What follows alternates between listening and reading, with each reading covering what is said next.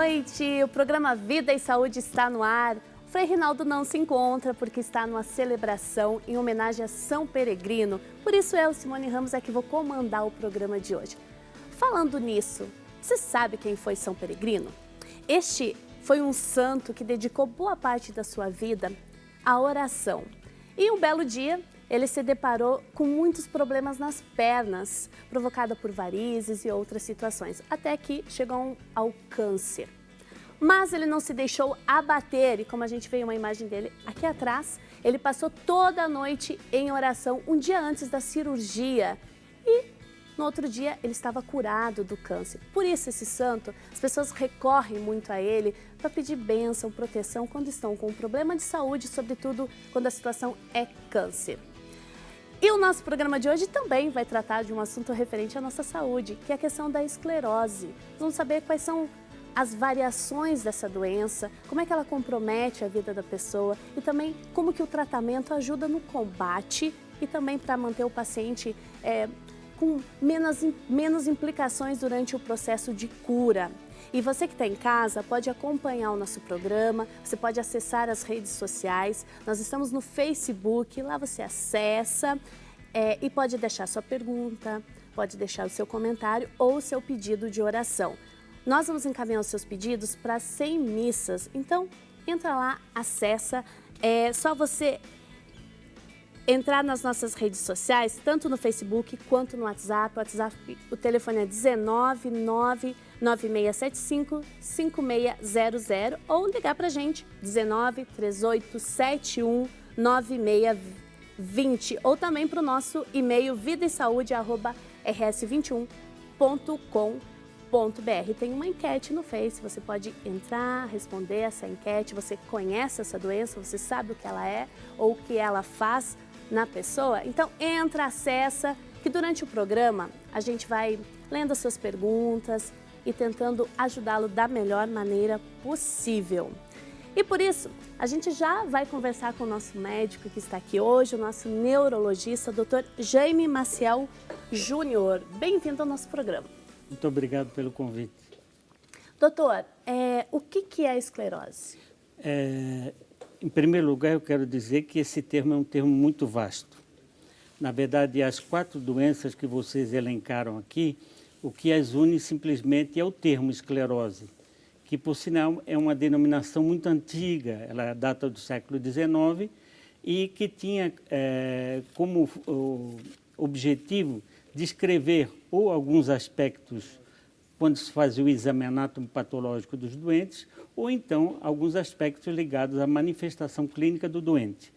Então, das 4 doenças, esclerose múltipla, esclerose lateral amiotrófica e esclerose tuberosa, essas são do domínio da neurologia e a esclerose sistêmica geralmente é do domínio da dermatologia inicialmente e depois a reumatologia. Mas, normalmente, nós podemos confundir a esclerose com outro tipo de doenças. Isso pode acontecer, por exemplo, a pessoa está com sinal de Alzheimer ou outra doença e a gente pode achar que é esclerose? É muito interessante que você faça essa pergunta, porque normalmente as pessoas tendem a usar um vocabulário e a usar conhecimentos que datam da Idade Média. Isso já tem um estudo muito interessante feito por um pesquisador francês, um antropólogo, na região de Paris, diga-se de passagem, onde ele analisou essas questões. Um livro dele é muito interessante, se chama As Classes Sociais e o Corpo. Uhum. E ele observou que os conceitos que as pessoas têm, na maioria das vezes, são conceitos que datam da Idade Média.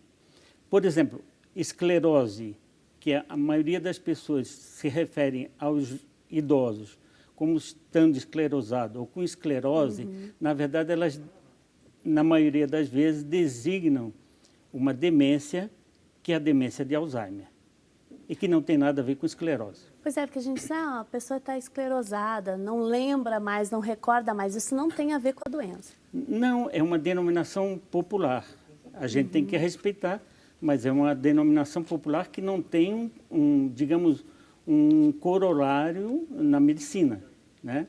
quando nós falamos de esclerose, por exemplo, esclerose múltipla ou esclerose lateral amiotrófica, ou mesmo esclerose sistêmica, nós queremos dizer que o mecanismo central é um mecanismo que leva a uma esclerose, que é um achado, geralmente, do exame anatomopatológico ou, às vezes, do exame clínico do doente. Doutor, e a questão da esclerose múltipla? O que ela envolve? O que ela provoca no organismo da pessoa? A esclerose múltipla das três, que são doenças afeitas ao neurologista, talvez seja aquela que tenha mais tratamentos hoje em dia. Existe uma pleiade de tratamentos. Geralmente são tratamentos que são considerados o que a gente chama de imunomoduladores, porque a doença está relacionada com mecanismos imunológicos que, contrariamente ao que deveria não ser, a pessoa passa a desenvolver uma imunidade contra o seu sistema nervoso. E aí é por isso que existem vários tratamentos que visam diminuir o impacto desse mecanismo. E como é que é essa imunidade contra o sistema nervoso? O que acontece concretamente? É bastante complexo, mas eu poderia dizer para você, existem vários fatores de imunidade, desde, eu não quero usar termos muito médicos, mas, por exemplo, desde problemas relacionados a interleucinas, que são substâncias que acontecem nos mecanismos imunopatológicos, e, em suma, que acabam gerando como se fosse o organismo passa a não reconhecer o seu próprio organismo. Entendeu? Não identifica também? Isso mesmo, só que isso é localizado. No caso específico da esclerose múltipla, está localizado na bainha de mielina, que é uma bainha de revestimento dos nervos, né? E que acaba sendo erodida, ela acaba sendo destruída e acabam, com essas destruições, os mecanismos passam a não funcionar direito. Quando nós temos um parente, uma pessoa que nós conhecemos e que começa um processo de esclerose múltipla, quais são as primeiras reações que podem nos ajudar a identificar? Isso é uma pergunta interessante, porque na esclerose múltipla, primeiro que é uma doença multifatorial, quer dizer, claro que existe uma base imunitária, a imunidade é complexa, então isso que a gente falou é um pouco resumido, bastante resumido, mas a esclerose múltipla, basicamente, ela manifesta com sintomas bastante evidentes. São sintomas que ocorrem de uma maneira abrupta, não é? E que chamam a atenção da família. É perceptível? É perceptível, okay. É perceptível. Por exemplo, uma adolescente, geralmente a maior parte são mulheres, mas geralmente acontece na transição entre a adolescência e a idade adulta, mais frequentemente, embora tenham esclerose múltiplas que ocorrem num período mais tardio, depois dos 40 anos de idade, mas isso é menos frequente. Mas eu queria voltar aos sintomas.